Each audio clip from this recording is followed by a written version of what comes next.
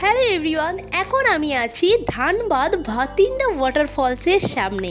সেদিন হঠাৎ করে আমাদের এই ধানবাদ যাওয়ার প্ল্যানটা হয়, মাত্র একদিনে ঘুরে এসেছি। খুব অল্প সময়ে অল্প টাকাতে তোমরা কিভাবে যাবে, কিভাবে ঘুরবে, কি কি দেখবে, চলো আজকের ভিডিওতে তোমাদের সঙ্গে শেয়ার করছি আমাদের ধানবাদ জার্নি। তো এখানে প্রথমেই দেখো, হাওড়া স্টেশনে বসে গেছি রাতের ডিনার করার জন্য। আমাদের ট্রেন ছিল 11:40-এ। ট্রেনের ডিটেলস, ট্রেনের নম্বর, সমস্ত কিছু আমি ডেসক্রিপশন বক্সে দিয়ে রেখেছি। তোমরা গিয়ে চেক করে নিতে পারো কোন কোন ট্রেন ধানবাদে যায় এবং সেখান থেকে রিটার্ন আসে। তো এখানে দেখতে পাচ্ছ বাড়ি থেকে ঘুগনি করে নিয়েছিলাম, আর এই রুটি মোনালিসা করেছিল রুটি। আমরা এই চারজনে মিলে গেছিলাম সেদিন। তো ডিনার শেষ করে একটু স্প্রাইট খেয়ে নিলাম সবাই মিলে। এবার ভাবলাম ট্রেনে উঠবো, বাট সেই টাইমটা কি বলবো, এত বৃষ্টি শুরু হলো, তার সঙ্গে ঝড়ো হাওয়া। আমরা তো পুরো টেনশানে পড়ে গেলাম যে আজ যদি এভাবে বৃষ্টি হয় সকালে কি করে বেরোবো। আমাদের ওখানে পৌঁছানোর টাইম ছিল 3:40-এ, মানে মাঝরাতে। 11:40-এর ট্রেন, আর ওখানে 3:40-এ পৌঁছানোর কথা। আর এই ট্রেনটা ধরলেই তুমি একদিনে ঘুরে আসতে পারবে ধানবাদ। ট্রেনের ডিটেলস আগেই বললাম দেওয়া আছে। তো আমরা এখানে উঠে গেছি, ট্রেনের টাইম হয়ে গেছিলো। স্লিপারের টিকিট কাটা ছিল 220 টাকা করে টিকিটের ভাড়া নিয়েছিল। তো আমাদের সিটগুলো পড়েছিল মিডিলে দুটো, আপারে একটা এবং লোয়ারে একটা, এই ছিল আমাদের সিট। তো এখন বাজে 3:40, আমাদের নামার টাইম হয়ে গেছে। সেই জন্য কিন্তু আমরা এখানে দাঁড়িয়ে, মানে সারা রাত ঘুমোতে পারিনি, সারা রাত বৃষ্টি হচ্ছিল। তার সঙ্গে যেটা হয়েছে, সবে মাত্র ঘুমটা ধরেছে, ঠিক তখনই কিন্তু আমাদের উঠে যেতে হলো। তো কিছু করার নেই। এখন আমরা যখন নামবো ঠিক তখন দেখি মানে অসম্ভবভাবে বৃষ্টি হচ্ছে, তার সঙ্গে ঝড়ো হাওয়া। আমরা তো ভাবলাম আজকে আমাদের ঘোরা হয়ে গেল। আর তাছাড়াও আমরা যেদিন গেছিলাম সেদিন আবহাওয়াটাও ভালো ছিল না, কারণ বলেই দিয়েছিল এই দুদিন ঝড় বৃষ্টি হবে। যেহেতু টিকিট কাটা হয়ে গেছিলো, কিছু করার নেই, সেই জন্য আমাদের যেতে হচ্ছিল। তোমাদের বাইরেটা দেখাই দেখো। আর এখানেই বলে রাখি, আমরা কিন্তু কোনো রকম হোটেল বুক করে যাইনি। একদিনের জন্য যখন ঘুরতে যাবে তখন হোটেল বুক করা দরকার নেই। যে ধানবাদ লেখাটা দেখছো, তার নিচে যে রুমগুলো দেখছো, এগুলো রেলের রিটায়ারিং রুম। এখানে খুব অল্প টাকাতে তোমরা কিন্তু একদিনের জন্য রুম নিতে পারো। আর এখানে তোমরা এসি, নন এসি সব ধরনের রুম কিন্তু পেয়ে যাবে। আমাদের রুমটা 300 টাকা নিয়েছিল, আর 75 থেকে কিন্তু রুম শুরু হচ্ছে। তোমরা গিয়ে কথা বলে সেভাবে নেবে। আর আমরা যেহেতু শুধুমাত্র ফ্রেশ হওয়ার জন্য 2 থেকে 3 ঘন্টা থাকবো, তো বলেছিলাম 7টার মধ্যে যদি ছেড়ে দিই, সেই হিসেবে আমাদের 4 জনকে অ্যালাউ করেছিল। যদিও 4 জনকে অ্যালাউ করে না, 2 জন করে অ্যালাউ করে এক একটা রুম। আমাদের বারবার বলছিল 2টো রুম নেওয়ার জন্য, বাট আমরা যখন রিকোয়েস্ট করলাম তখন বললো 7টায় ছেড়ে দিলে তাহলে দিতে পারে। সেই হিসেবে আমাদের কিন্তু 6:30টার মধ্যে আমরা রুমটা খালি করে দিয়েছিলাম। শুধুমাত্র ফ্রেশ হয়ে স্নান করে নিয়ে বেরিয়ে গেছিলাম। তোমরা ওখানে গিয়ে কথা বলে কিন্তু রুমটা বুক করতে পারো, আগে থেকেও বুক করে যাওয়া দরকার নেই। আর এখানে বলে রাখি, তোমরা যদি বাইরে হোটেল বুক করো তাহলে অনেকটা টাকা পড়ে যাবে। সেই হিসেবে তোমাদের কিন্তু এই ধানবাদ ট্যুরে অনেকটা অ্যামাউন্ট বেড়ে যাবে। সেই হিসেবে বলবো রিটায়ারিং রুমগুলোই কিন্তু এখানে একদিনের জন্য বেস্ট। আর তোমাদের একদিনের জন্য কিন্তু রুমটা দেবে, সেই হিসেবে তোমরা ঘুরে এসে আবার ফ্রেশ হয়ে কিন্তু ট্রেনে উঠতে পারবে। সেই জন্য বলবো এখানে এসে তোমরা রিটায়ারিং রুমগুলো বুক করলে অনেকটা কমে ঘুরতে পারবে। আর স্টেশন থেকে বাইরে বেরিয়েই দেখবে গাড়ি রয়েছে, অটো রয়েছে। তোমরা যদি 4 চাকা করো এখানে 3 থেকে 4 হাজার টাকা ম্যাক্সিমাম পড়বে। আর যদি অটো করো তাহলে 1.5 থেকে 2 হাজার টাকার মধ্যে অটো হয়ে যাবে। সারাদিন তোমাদের কিন্তু ঘুরিয়ে নিয়ে তারপর স্টেশনে এসে ছাড়বে। আমাদের প্রথমে বেরিয়েই কাজ ছিল একটু চা খাবো, টিফিন করব, তারপর অটো বুক করব। আমরা যেহেতু বললাম খুব অল্প বাজেটে আমরা এই ট্যুরটা করছি, সেই জন্য আমরা গাড়ি বুক করিনি, অটো বুক করেছিলাম। সেই জন্য আগে আমরা একটু চা খেতে যাচ্ছি। আর তোমাদের বলে দিই, রাস্তার ওপারেই দেখবে চায়ের দোকান, টিফিনের দোকান অনেক রয়েছে। এবার সামনে যে বড় রাস্তাটা পড়বে, ডান দিক বাঁ দিকে দেখবে অনেক দোকান চোখে পড়বে। বাট তোমরা বাঁ দিকে যাবে, বাঁ দিকে দেখবে প্রথমেই একটা চায়ের দোকান চোখে পড়বে। ওই দোকানটা থেকে আমরা চা খেয়েছিলাম, খুব ভালো চা করেছিল। আর তারপরে যেটা করেছিলাম, একটু এগিয়ে যেতেই একটা গলি মতো পড়েছিল, সেখানে ছিল টিফিনের দোকান। অনেক দোকান ওখানে তোমরা পেয়ে যাবে, হিন্দু হোটেল, মুসলিম হোটেল, সব ধরনের হোটেল কিন্তু ওখানে আছে। তোমরা চাইলে ওখান থেকে টিফিনটা করে নিতে পারো। তো এখানে আমরা গরম গরম চা খেয়ে তারপর টিফিন করে অটো বুক করব।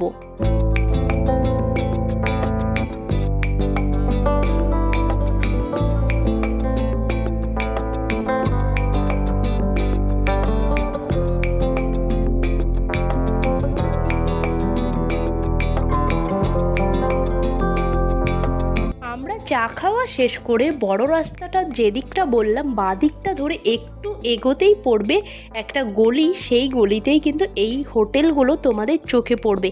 এখানে তোমরা সব ধরনের টিফিন কিন্তু করে নিতে পারো। আমরা এখান থেকে নিয়েছিলাম লুচি, তার সঙ্গে দিয়েছিল তড়কা। এই ছিল আমাদের টিফিনে, 4টে লুচি তার সঙ্গে তড়কা, 40 টাকা করে প্লেট নিয়েছিল। আর এখানে যে তড়কা লুচিটা নিয়েছিলাম এটা বেশ ভালোই ছিল। এখান থেকে টিফিন শেষ করে আমরা অটো বুক করব, তারপরে তোমাদের সঙ্গে শেয়ার করছি পুরো জার্নিটা।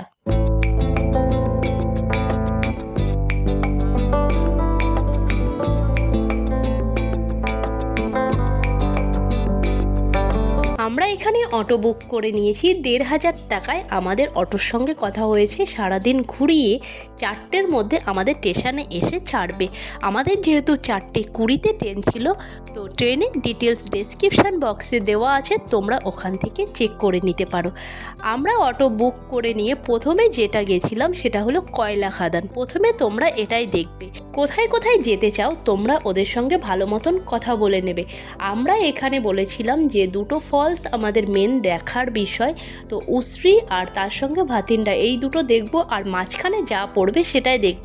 বাট আমাদের ব্যাড লাক, আমরা উসরিটা যেতে পারিনি, আমাদের টাইম হয়ে গেছিল ট্রেনের, সেই জন্য। আর উসরি কিন্তু ভাতিন্ডা থেকে 74 কিলোমিটার, তো এটা মাথায় রাখতে হবে, অনেকটা দূরে কিন্তু যেতে হবে। সেক্ষেত্রে তোমাদের 1500 না হলেও 1800 টাকা মতো পড়ে যাবে অটোতে। প্রথমে কয়লা খাদানে এসে অসম্ভব ভালো লেগেছে, আর তার সঙ্গে সকালে যে বৃষ্টিটা ছিল সেটা কিন্তু ছিটে ফোঁটা পড়ছিল, আর ওয়েদারটা এতটা ভালো ছিল, ফুরফুরে হাওয়া দিচ্ছিল, সেই জন্য আমরা যে ভয়টা পাচ্ছিলাম রাতের দিকটাতে প্রচণ্ড বৃষ্টি হচ্ছিল, নামার পরেও দেখলে প্রচণ্ড বৃষ্টি, সেই জন্য ভেবেছিলাম হয়তো সারাদিন কী হবে জানি না। তবে আমাদের কিন্তু সারাদিনের জার্নিটা খুব ভালো গেছে, খুব অল্প বৃষ্টি পড়ছিল, আর তার সঙ্গে একটা মনোরম পরিবেশ কিন্তু সেই সময় তৈরি হয়েছিল। বৃষ্টি ভেজা রাস্তা আর তার সঙ্গে ফুরফুরে হাওয়া, এই ছিল কিন্তু আমাদের ওয়েদার। এখানে কয়লা খাদানটা দেখতে পাচ্ছ, চারিদিকে অসম্ভব সুন্দর লাগছিল দেখতে। তোমরা গেলে চোখ জুড়িয়ে যাবে। ক্যামেরার থেকে আমি বলবো নিজের চোখে দেখাটা অন্যরকম একটা ফিলিংস, আর সেখানে গেলে সত্যি অন্যরকম লাগবে। কয়লা খাদান ঘুরে নিয়ে আমরা যাব ভাতিন্ডা ওয়াটারফলসের সামনে। তার আগে চলো তোমাদের ভালো করে আরও একবার ঘুরিয়ে দেখিয়ে দিই কয়লা খাদান।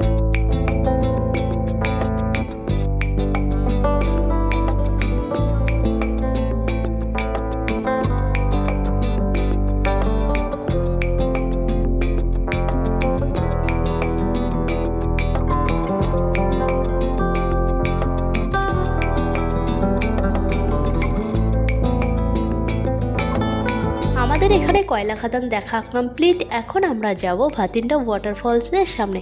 আর এখানে বলে রাখি, তোমরা যদি শুধুমাত্র ভাতিন্ডা ওয়াটারফলস দেখো তাহলে কিন্তু মাত্র 300 থেকে 400 টাকায় অটো যায় ওখানে, শুধুমাত্র ভাতিন্ডা ওয়াটারফলসটা দেখে আসতে পারো। তো এখন ঘড়িতে বাজে 8টা। আমরা এসে পৌঁছালাম ভাতিন্ডা ওয়াটারফলস দেখার জন্য, আর এসে দেখি 9:30টায় গেট খোলার কথা। তো আমরা 8টায় পৌঁছে গেছিলাম, সেই জন্য গিয়ে দেখছি গেটের তালা। তো ড্রাইভার বলল যে সাইড দিয়ে এখান দিয়ে রাস্তা আছে, অসুবিধা হবে না, শুধুমাত্র গাড়িটা ভেতরে ঢুকবে না, বাদবাকি তোমরা হেঁটে এখান দিয়ে যেতে পারো। সেই মতো আমরা কিন্তু এই রাস্তা ধরেই এগোচ্ছিলাম। তোমরা যদি আগে যাও তাহলে অসুবিধার কিছু নেই, আর এখান থেকে মাত্র 5 থেকে 7 মিনিটের পথ পায়ে হেঁটে চলে যেতে পারবে ওয়াটারফলসের সামনে। তো সেই মতো আমরা কিন্তু এই রাস্তা ধরে এগোচ্ছিলাম। ভেতর দিয়ে দেখতে পাচ্ছ রাস্তাটা যেহেতু বৃষ্টি ছিল সেই জন্য কাদা কাদা হয়ে গেছে। আর এখানে বলে রাখি, এখানে ঢোকার জন্য কোনো রকম টাকা কিন্তু লাগে না। অনেক হয়তো প্রশ্ন থাকতেই পারে যে এখানে যেহেতু গেট করা আছে তাহলে টাকা বা এন্ট্রি ফি লাগে কি না। এন্ট্রি ফি লাগে না, শুধুমাত্র গেটটা 9:30টায় খুলবে, এটাই যা। তো আমরা কিন্তু হাঁটতে শুরু করেছি, চলো যাওয়া যাক।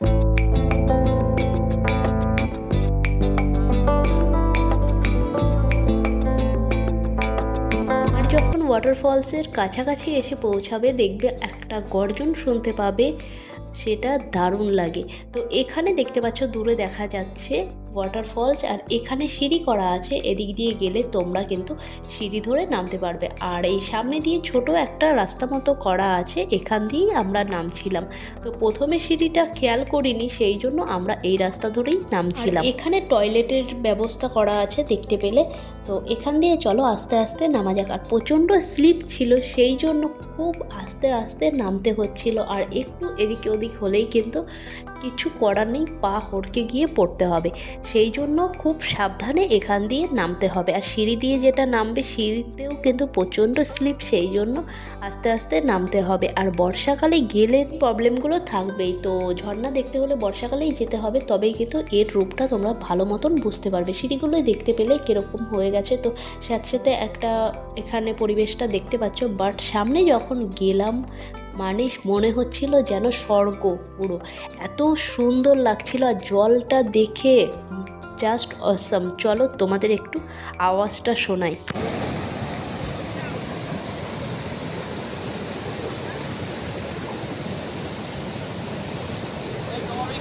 দাও তো, যে ক্রিমটা আমাকে দিয়েছিলে মলম হয়ে যাচ্ছে।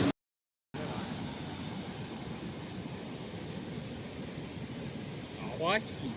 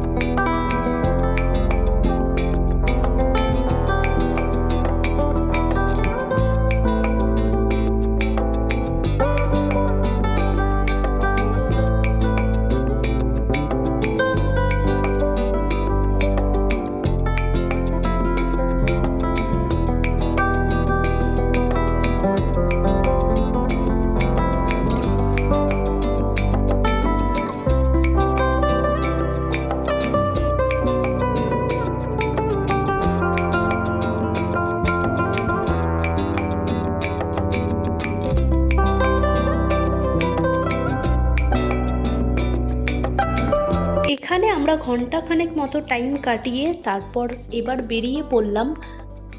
নেক্সট ডেস্টিনেশন আমাদের ছিল উসরি ফলস, বাট উসরি ফলসটা অনেকটা দূরে হয়, আমাদের সেটা ক্যান্সেল করতে হলো।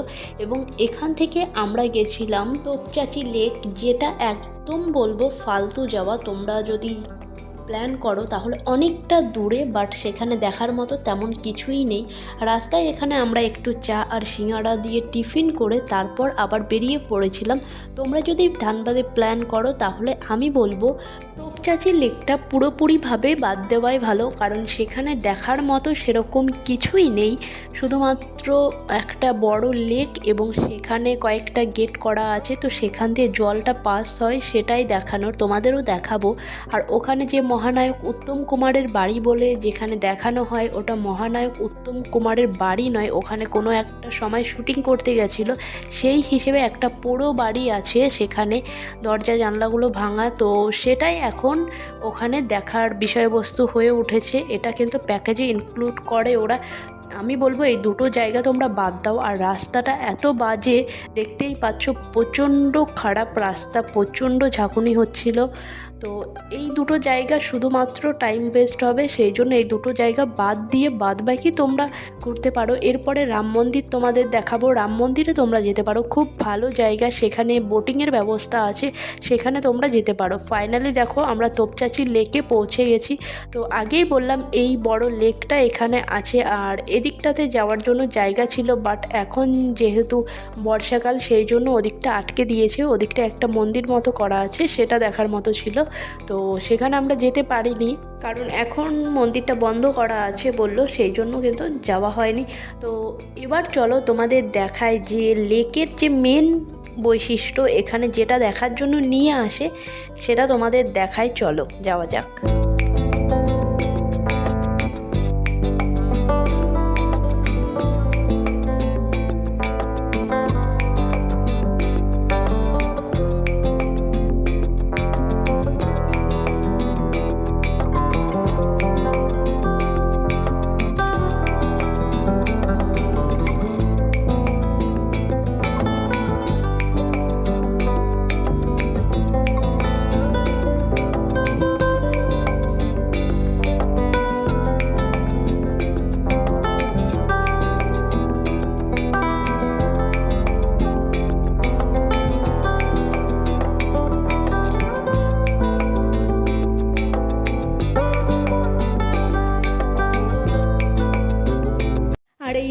লক গেটগুলো দেখতে পাচ্ছ, এখান দিয়ে কিন্তু এই লেকের জলটা পাস করে, তো সেটাই এখানে দেখার মতো একটা বিষয়বস্তু করে দিয়েছে যে এটা একটা স্পট দেখার মতো। তবে আমার মনে হলো এখানে গিয়ে যে শুধুমাত্র আমরা টাইমটা নষ্ট করেছি, ওখানে অনেকটা টাইম লেগেছে আমাদের যেতে, তো সেই হিসেবে বলবো এটা পুরোপুরিভাবে অ্যাভয়েড করলে তোমাদেরই ঘুরতে সুবিধা হবে, অনেকটা টাইম তোমরা পাবে এবং উশ্রী ফলসটা এই টাইমে দেখে নিতে পারবে।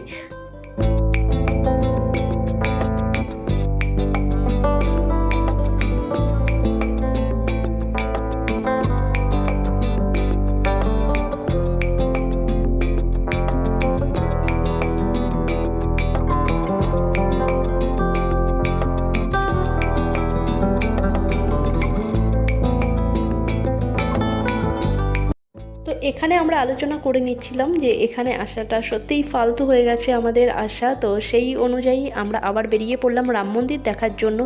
আর এই তোপচাঁচির লেকটায় আসার আগে রাম মন্দিরটা আগে পড়বে, আর আমাদের যেহেতু বলা ছিল না, আমরা বলেছিলাম যে দুটো জায়গা আগে ভিজিট করব, তো সেই হিসেবে বলা ছিল, সেই জন্য রাম মন্দিরটা আমরা কিন্তু পরেই গেলাম। আর তোমরা যদি উশ্রীতে যাও তাহলে আগে থেকে সেটা ভালো মতন বলে নেবে তাদের যে তোপচাঁচির লেকে যাওয়া দরকার নেই, ওখানে অনেকটা টাইম নষ্ট হবে তোমাদের, ওটা একদম অ্যাভয়েড করবে।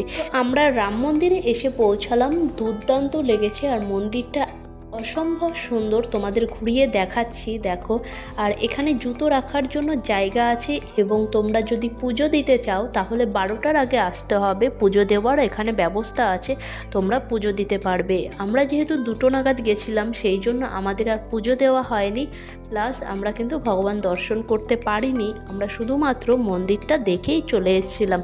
আর সেখানে কিন্তু বোটিংয়ের ব্যবস্থা আছে, তোমাদের সেটাও আমি দেখাচ্ছি, পার পার্সন 10 টাকা করে নেয় বোটিংয়ে, খুব সুন্দর জায়গাটা। আর এখানে আসলে ঘন্টাখানেক তোমরা এমনি কাটিয়ে দিতে পারবে, খুব সুন্দর এবং শান্তির একটা জায়গা এই রাম মন্দিরটা আমার লেগেছে। চলো আগে তোমাদের ঘুরিয়ে দেখাই।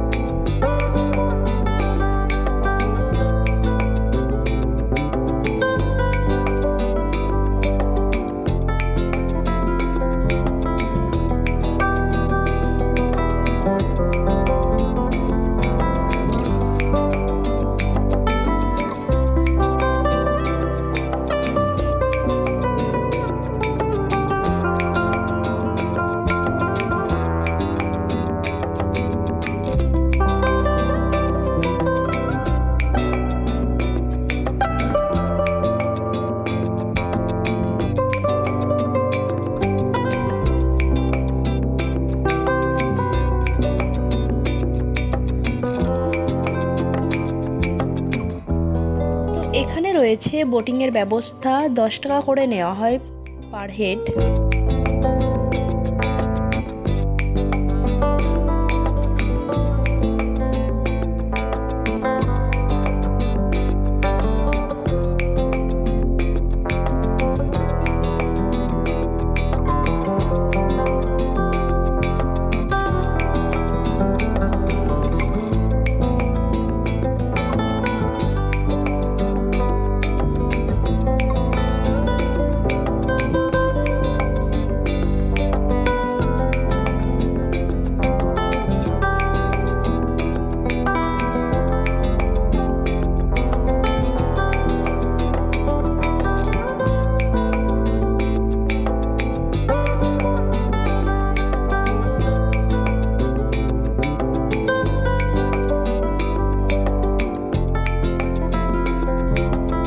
আমাদের রাম মন্দির ঘোরা কমপ্লিট হয়ে গেছে। এখান থেকে এখন আমরা স্টেশনে যাব, ওখানে আমাদের 4:20-তে ট্রেন রয়েছে।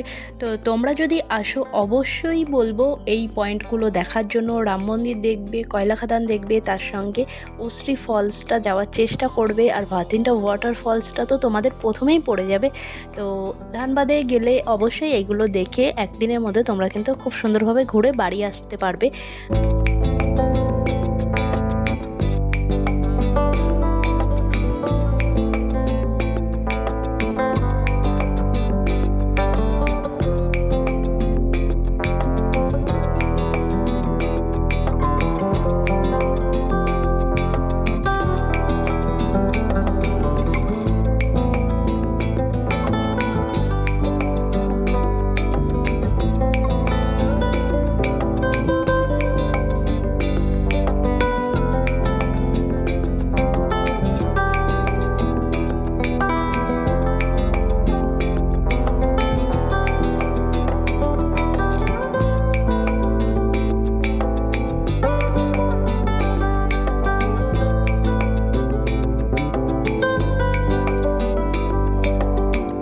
তো দেখা হচ্ছে অন্য কোনো ভিডিওতে। ততক্ষণের জন্য টাটা, ভালো থেকো, সুস্থ থেকো।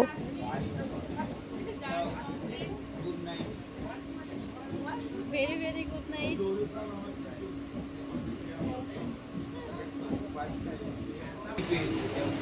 খড়গপুর জংশন পর্যন্ত যাওয়ার এই ট্রেনটি পরবর্তী স্টেশন